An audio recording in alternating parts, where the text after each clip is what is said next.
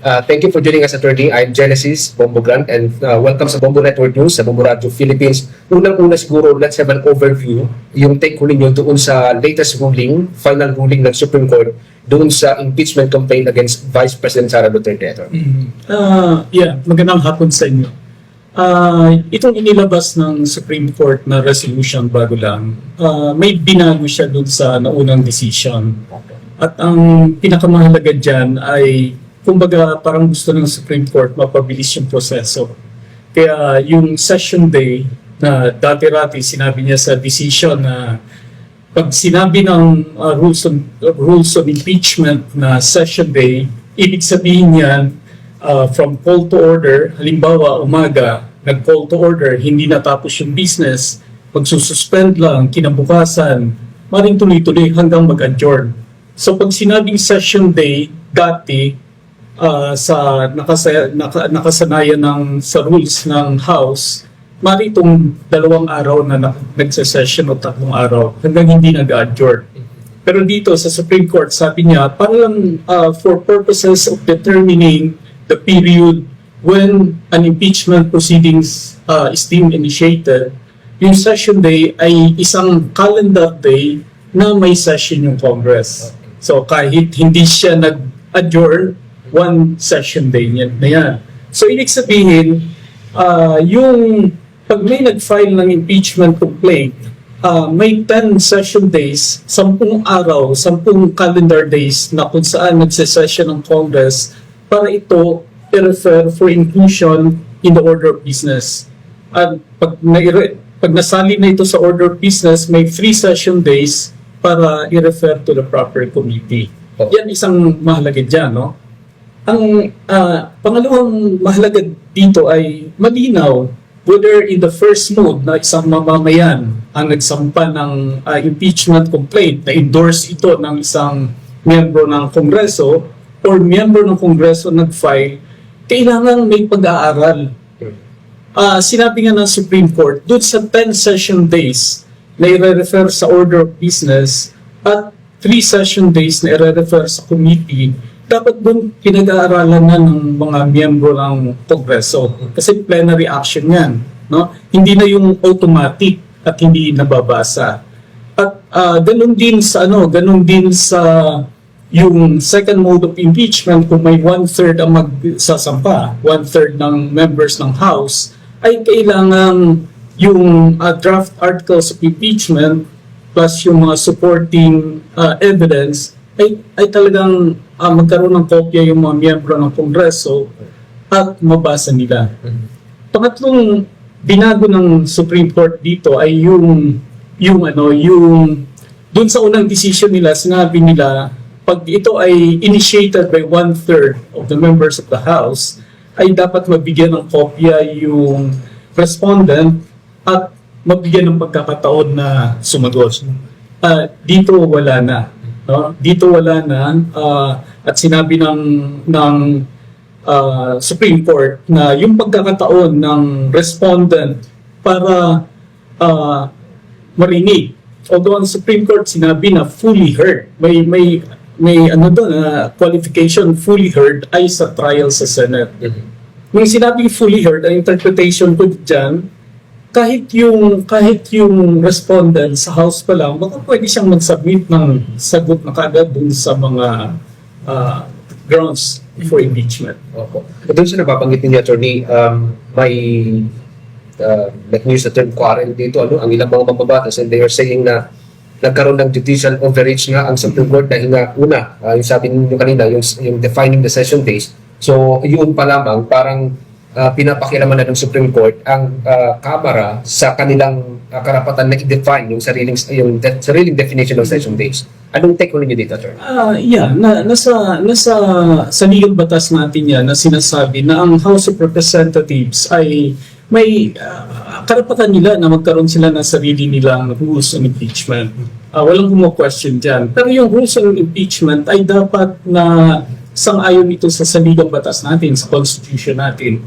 At pag lumihis ito sa sinasaad ng saligang batas natin, o kung may pag-abuso sa kung saan, kung ano nakalahad sa saligang batas natin, papasok doon yung Supreme Court to construe the Constitution and apply it. No? So dito, sa tingin ko, masyado kasing, with all due respect, masyadong naabuso yung proseso ng impeachment nababaluktot in the past, based on past experiences, nababaluktot, naaabuso. Kaya siguro ang Supreme Court naglabas ng mga ganitong patakaran na consistent naman din sa Constitution para mapigilan niyang hindi tamang paggamit ng proseso ng impeachment. So yung 4 to 5 changes na nababanggit po ninyo, attorney, cannot be construed as judicial overreach sa part ng Supreme Court? Sa tingin ko, hindi. Kasi nga, may mga gray areas Opo. Maraming kailangang pumasok yung Supreme Court para interpret niya kung ano ba talaga ang ano ba talaga ang sinasaad ng Constitution at paano mai apply ito sa realidad.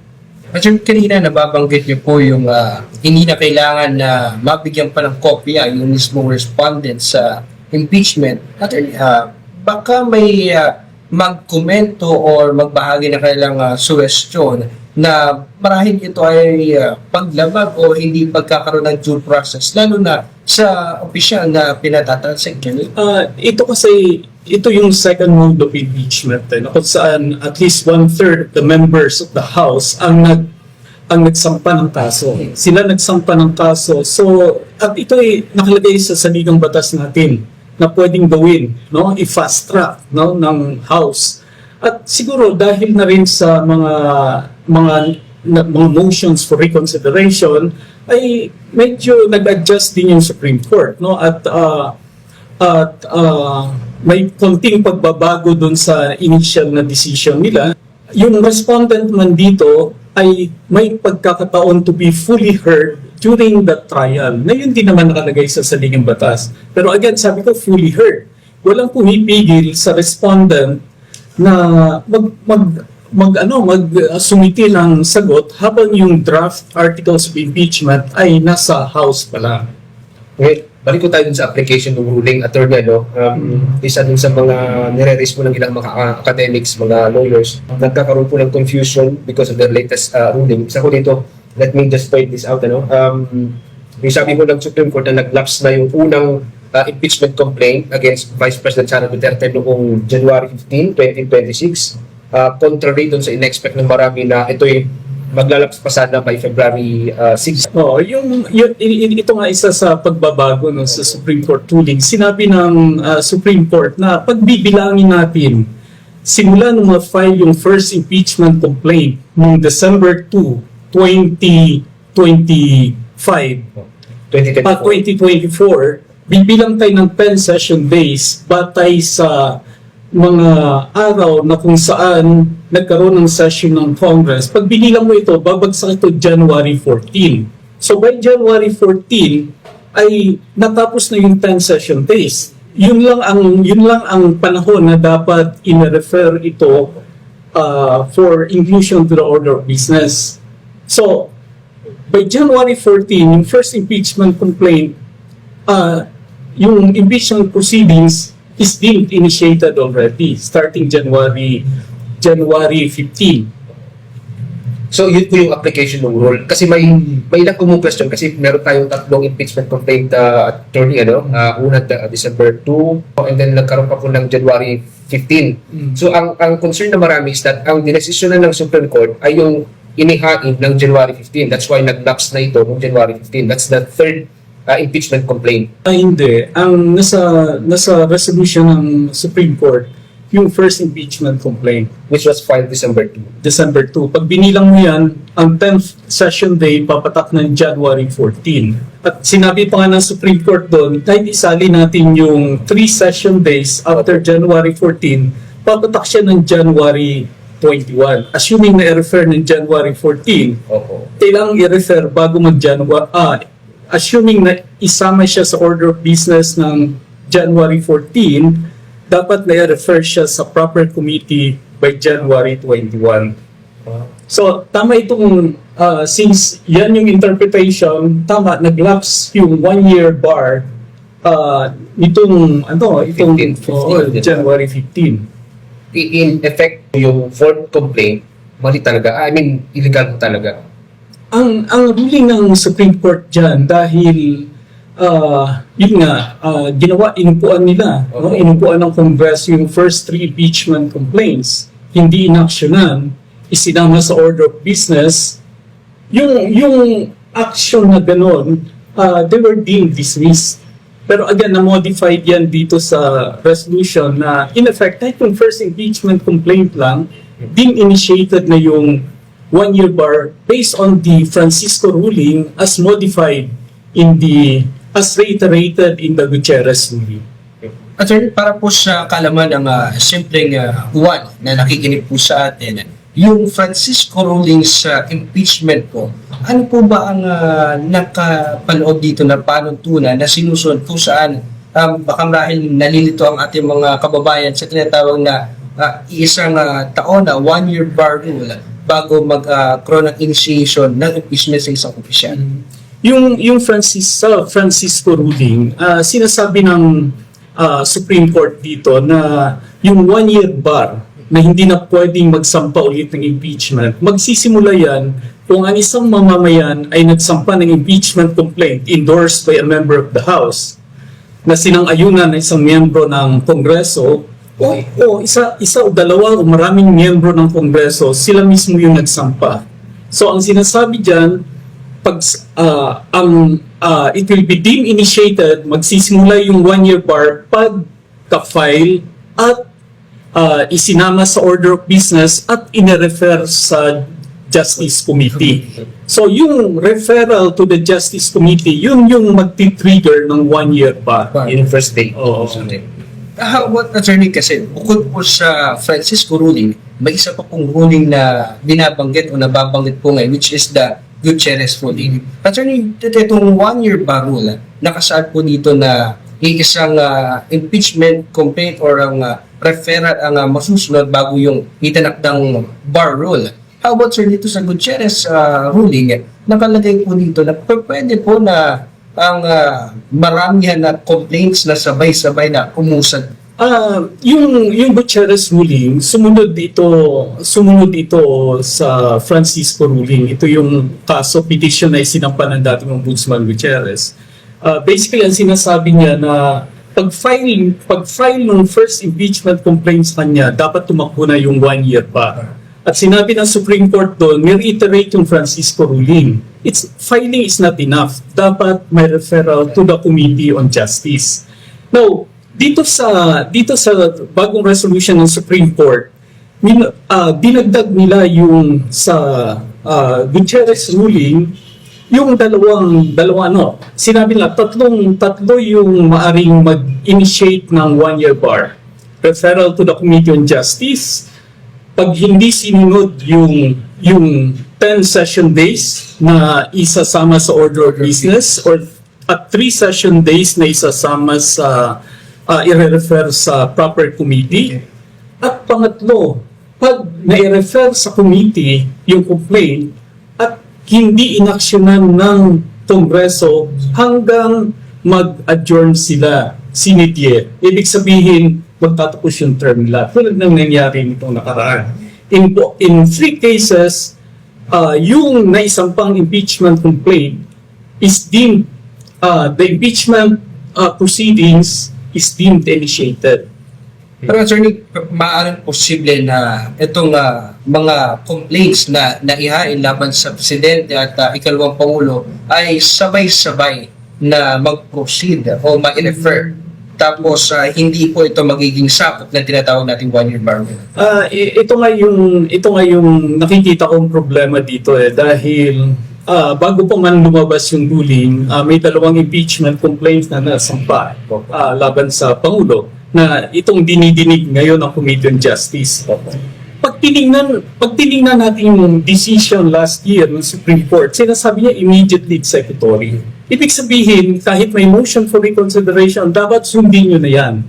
At nakalagay dun sa decision na pagsampa ng yung within 10 session days at na-refer ito for inclusion in the order of business, and during the 3 session days na yung House in plenary, yung buong House of Representatives ay magdidesisyon para i-refer ito sa proper committee, which can be the Committee on Justice, ay dapat pinag-aaralan nila yung complaint, yung impeachment complaint. Dapat may kopya sila. Because it is at that time na pwede silang mag-consolidate, pwede nga nilang i-dismiss yung siyang complaint. At inulit din yan dito sa resolution. It is at that time. Plenary action.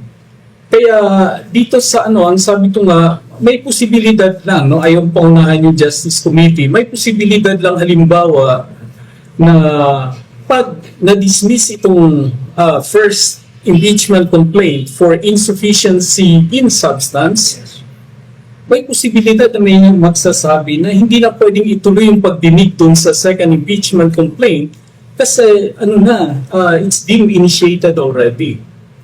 Walang provision sa House rules or sa committee, sa impeachment rules ng Congress na sinasabing at this point in time, pwede silang i-consolidate. At makikita natin kanina, no, ongoing yung hearing, na unang tinalakay yung first impeachment complaint.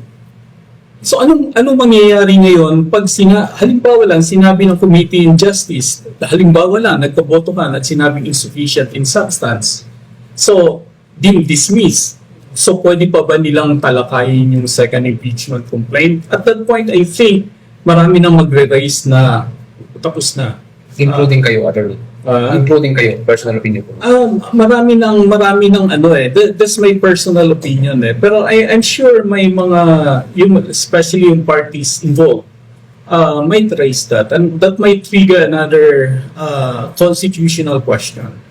But just a disclaimer, attorney, you don't have any personal bias dun sa unang impeachment complaint. What do you think? Wala, I'm not party to them. I'm not a counsel to anyone. I'm just observing, no, and studying what's happening. Kasi marami pumupuna dun sa sa unang complaint, attorney, na parang mahina daw po ito.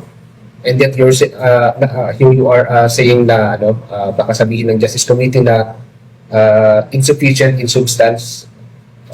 Nabasa ko ninyo, attorney. Yeah, oo. At nakita ko naman yan, pinapanood ko kanina yung proceedings sa House. No? May mga questions na ganyan. Pero again, ayaw ko pangunahan yung Justice Committee.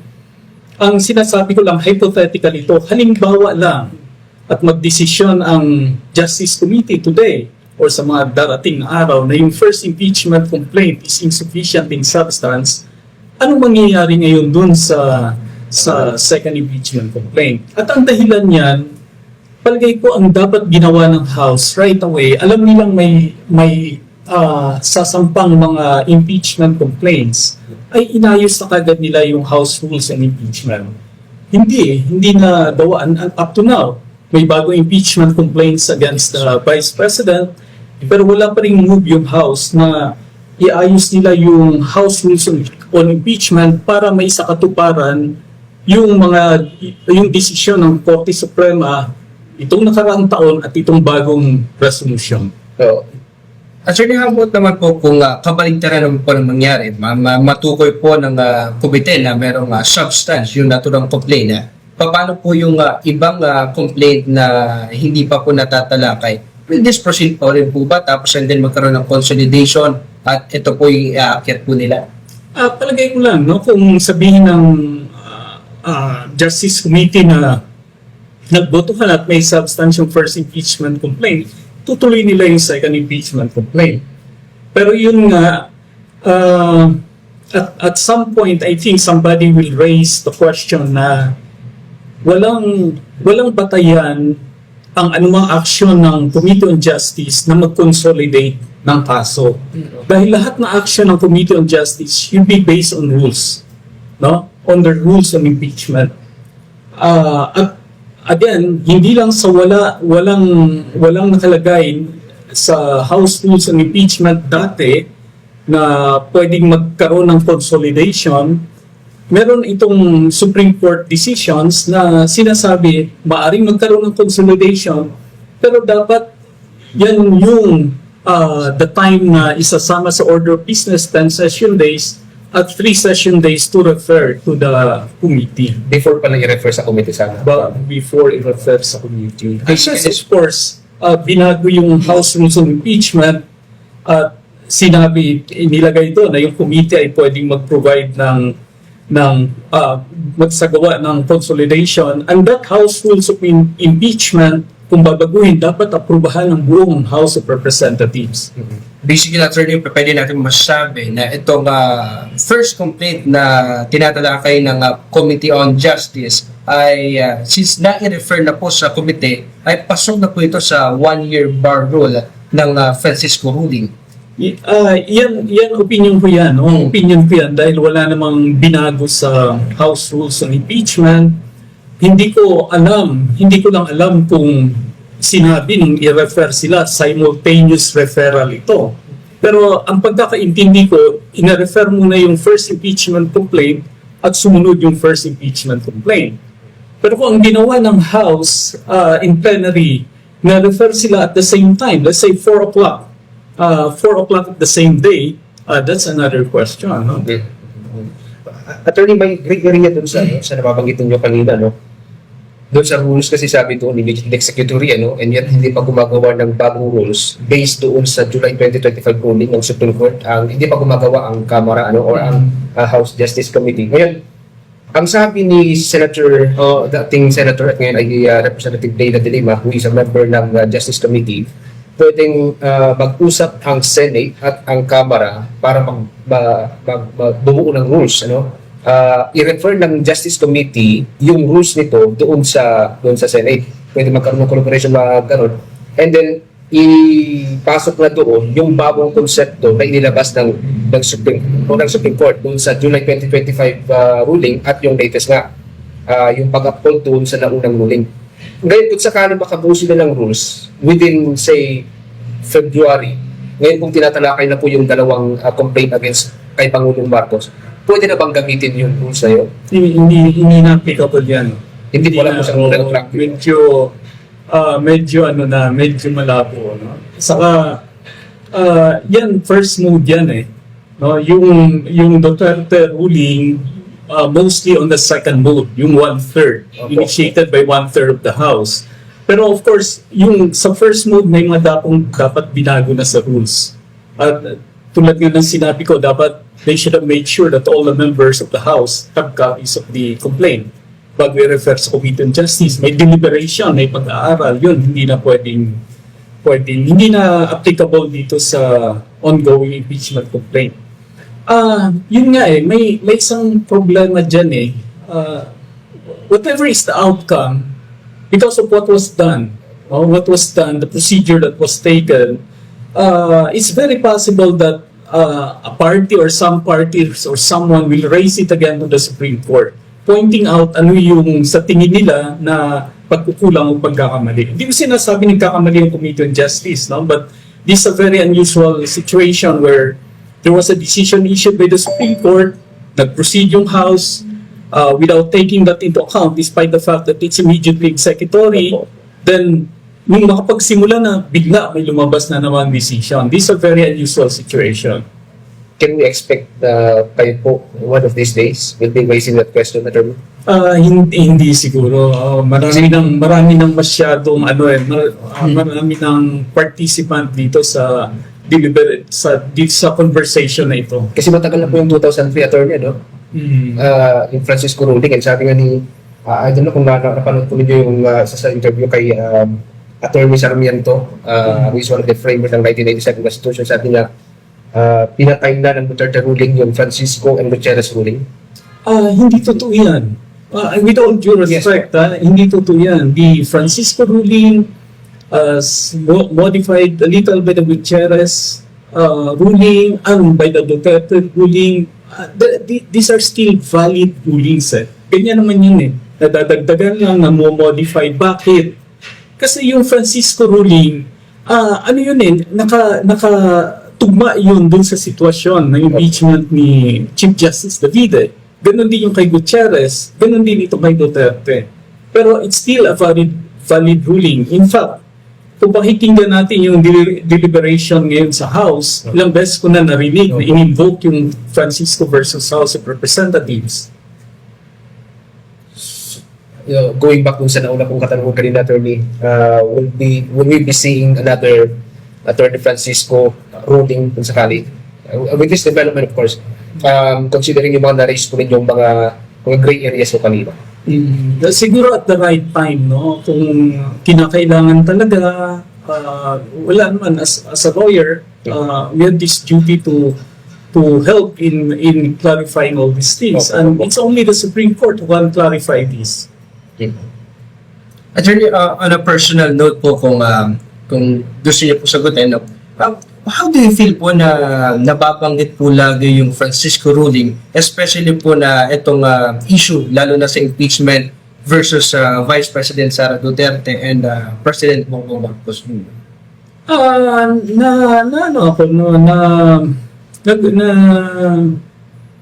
Nagugulat din ako na after so many years, no, 2003, ito buhay na buhay yung Francisco ruling.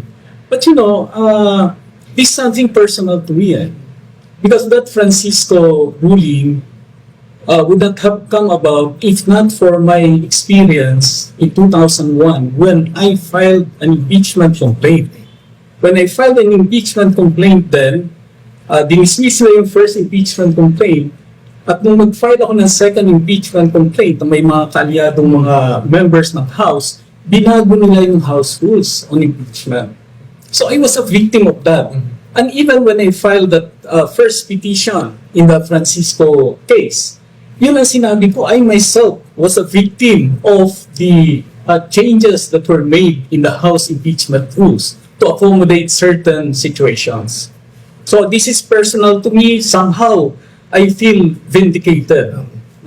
How about, attorney, since hindi naman po natin sa maiwasan na mabanggit o maisip din po na itong mga kaganapan po, lalo na ang pagsasampa ng iba't ibang mga impeachment, pagpapatalsik, ay do you think that this is part of the political agendas of behind those impeachment, sir? Yeah, sabi nga, ulit, it's a political process, no? It's a political process. But again, even if it's a political process, it must be consistent with rules, the Constitution. Pero ang bottom line dito, it's a numbers game. Whoever has the number in the Committee on Justice, if the President has that number, no matter how sufficient is the complaint, that number will prevail. It's a numbers game, At yan naman ang katotohanan, at yan talaga ang nangyari ng mga nakaraang impeachment. Ayaw paunahan again yung Committee on Justice with all due respect, but that is the reality. Okay. Attorney, one last point sa akin sabi natin yung kanina, nag-file na kayo ng couple or dalawang complaints so far? Several over the years. Okay. So, considering yung nilalaman po ng dalawang complaint against kay Pangulong Marcos and dalawang complaints against kay Vice President Sara which were filed kahapon, what do you make of that? Yung na-file sa Vice President, hindi pa nababasa yun. No? Yung first impeachment complaint na tinatalakay ngayon, nabasa ko. Yung second impeachment, hindi pa nabasa. Mahanap na ako ng kopya. Pero I don't want to comment on the merits because they're being deliberated on by the Committee on Justice. Yes. Pero considering yung mga considering yung mga ginamit po nilang grounds and considering yung mga naging basis po ninyo dun sa mga ilang impeachment cases that you filed over the years, can you say nagugulo mo kaya ang mga to so far? Say kay Pangulong Marcos. In the past kasi, pag-aralan natin yung mga impeachment complaints na file in the past, maaaring pumasa sila sa sufficiency in form, but pagdating dun sa sufficiency in substance, doon na di-dismiss. So kailangan itong two impeachment complaints na tinatalakay ngayon ay ma-hurdle nila yung sufficiency in substance. Opo. Kasi madaling i-dismiss ang isang impeachment complaint on the ground that it's insufficient in substance if one has the numbers. Kung sakaling kunin po kayo bilang, say, part ng defense team, let's say kay Pangulong Marcos o kay VP Sara, open po kayo. Hindi ako makapag-comment sa ngayon tungkol dyan. Hindi ko. But have you been attorney? Have you been part ng either sa prosecution or sa mga impeachment trials? Yes. I was supposed to be part of the prosecution team ng defense team nung ni Chief Justice Corona. I was supposed to be the spokesperson, but before it started, I got out. And that's when we filed yung or before that pa yung pag-file ko ninyo nung 2003 yung Francisco ruling. Attorney, it's been 45 minutes. Mga last note na lang, actually, para po sa ating mga kapatiris sa Bombo Radio Philippines at sa ating Sir FM, do you have any message po sa ating publiko na sa ngayon ay at tanging nais lamang po nila ay mapanagot yung mga katiwalaan na nangyayari sa mga opisyal kung meron man po at naguguluhan lalo na sa mga teknikalidad ng impeachment nito, if you have a message po. Oo, siguro nagsisimula ito sa electoral process natin. Kailangang mabago yung paraan natin paghahalal ng mga opisyalis natin. Kailangang tiyakin natin na hindi tayo napapadala sa ano-anong konsiderasyon at tiyakin natin na yung inihalal natin lalo na sa House of Representatives at sa Senate ay mga totoong public servants. Kasi kung totoo silang public servants, ang sinusunod nila ay yung mamamayan, no? Hindi yung mga political leaders nila, mga politiko. At kung totoo silang mga public servants, ay titiyakin nila na magkakaroon ng accountability, no? Kung may nagkasala ay mananagot at saka sila mismo ay hindi masasangkot sa mga katiwalian. Kasi yung nangyari ngayong mga nakaraang buwan, this is really so disgusting, no? Something is really terribly wrong. Dati-rati, ang pagnanakaw sa kaban ng bayan, mga pinag-usapan milyones. Pero ngayon, pag tiningnan mo talaga, past 3 years, umaabot ng 1.5 trilyon ang maaring nagalaw. Hindi ko sinabing nagalaw, pero sobra na. At I think yung mga mamamayan ngayon dapat magising na. For 2028, let us make sure na maayos na yung mga ihalal natin. Kung pwede nga, hindi na yung mga dating mga politiko. No? Maghalal tayo sa tingin natin mga leaders na kakatawan sa atin ng matapat at hindi para sa kanilang sarili. How about naman, attorney, sa Kamara at saka sa Senado na possibly na tumayo po bilang impeachment court? Do you have a call or hiling po sa kanila na nagkampana na maayos sa kanilang responsibilidad? Sa members of the House of Representatives as well as the members of the Senate, maging tapat lang sila sa kanilang tungkulin, obligasyon sa bayan at they should be guided by their conscience. Yun lang, yung konsensya, kung ano yung dapat nilang gawin, gawin nila yung matuwid, gawin nila yung tama. At hindi sila dapat magpadala sa mga personal na interest o sa dikta ng kanilang mga pinuno o mga sinusunod. Dikta ng 2028. Attorney, sa ngayon nakakatanggap ko na po ba kayo ng invitation from the House just to interpret something habang gumugulong na po yung pagdinig? Wala, kasi marami naman silang pwedeng tanungin tungkol dyan. Marami namang experts. That's why the architect ng Francisco Rulli. Hindi rin, mali din yung architect dahil nagtataon lang, nag-file ako ng petition. Ako yung unang nag-file ng petition and although yung pagtitingnan yung decision, it was based on my petition because I was the one who asked for the declaration of unconstitutionality of the impeachment rules. Which is why kinikilala kayo bilang the architect ng Francisco Rulli. Hindi, dahil lang nandun yung pangalan ko. Attorney, thank you so much for joining us sa Bombo Radio. Maraming salamat. For the most trusted source of news and information, visit our website at www.bomboradio.com. Follow us on Bombo Radio mobile app, Facebook, YouTube, TikTok, and X, formerly Twitter.